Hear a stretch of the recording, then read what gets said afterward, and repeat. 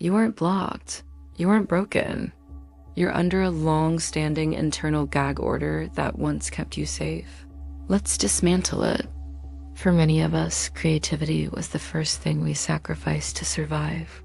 As children, we learned that being too expressive, too imaginative, too honest, or too emotionally vivid made us stand out in ways that didn't feel safe. So we traded authenticity for approval.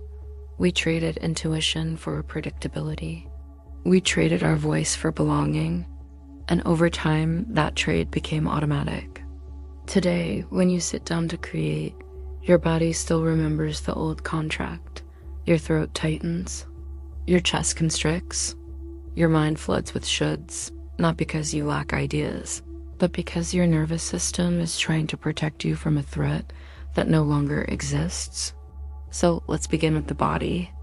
Place your attention on the exact spot where your creativity collapses. Maybe it's your jaw, maybe it's your stomach, maybe it's that subtle buzzing in your ribs. These sensations are not signs of inadequacy, they're survival strategies. They're the physical residue of years spent blending in. Now ask your body a simple question: is this fear or is this intuition? Fear is loud, urgent, chaotic. Intuition is quiet, steady, persistent. Fear demands perfection. Intuition invites curiosity. Fear shuts the throat. Intuition opens the chest. When you learn to distinguish the two, you stop outsourcing your creative decisions to old defense mechanisms.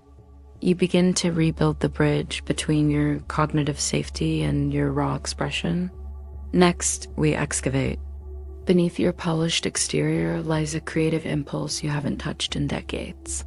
It's the part of you that used to draw without judging the lines, sing without worrying about pitch, write without editing every sentence into oblivion. That impulse is still alive. It's just buried under layers of be good, be quiet, be impressive, and don't make a mess.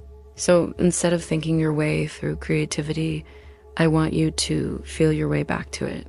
Start with low-stakes impulses, the tiny ones, the ones that feel almost too small to matter, a color you suddenly want to use, a sentence that arrives out of nowhere, a melody that hums in your chest, a movement your body wants to make.